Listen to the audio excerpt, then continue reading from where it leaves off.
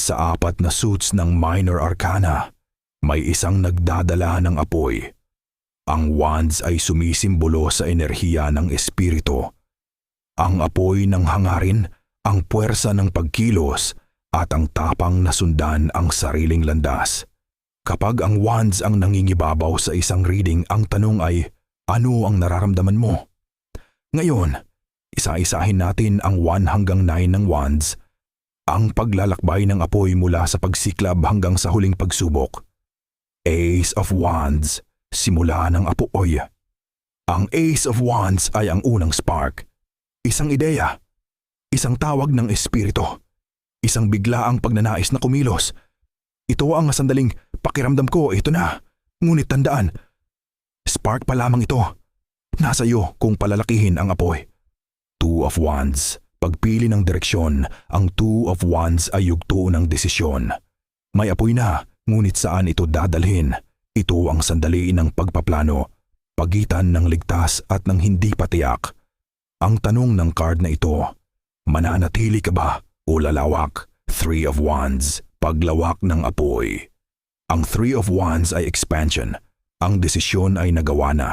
Ngayon, hinihintay ang resulta. Ito ay tandaan ng tiwala na ang ipinadala mong enerhiya ay babalik sa tamang oras. Isang apoy na handa nang makita ang mundo. 4 of Wands, matatag na apoy. Ang 4 of Wands ay stability. Isang sandaling pahinga matapos ang paggalaw. Ito ay selebrasyon, tahanan at pakiramdam na ligtas ako dito.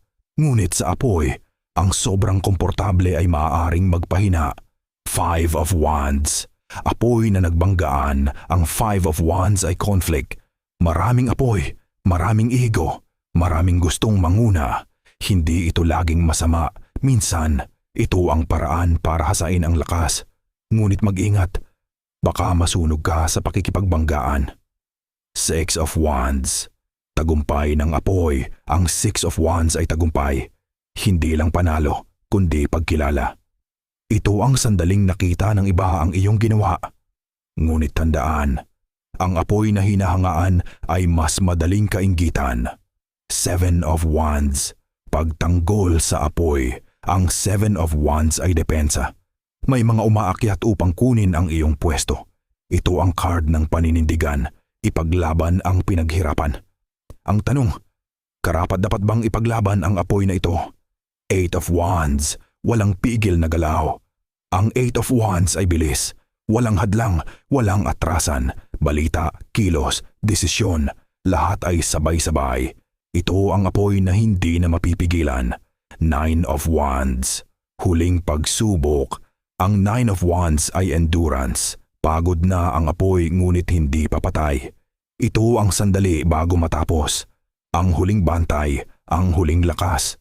Kung ito'y lumitaw, sinasabi ng tarot, konti na lang, huwag kang bibitaw. Ang wands ay ang kwento ng espiritu sa pagkilos. Hindi sapat ang pangarap kung walang tapang na sundan ito.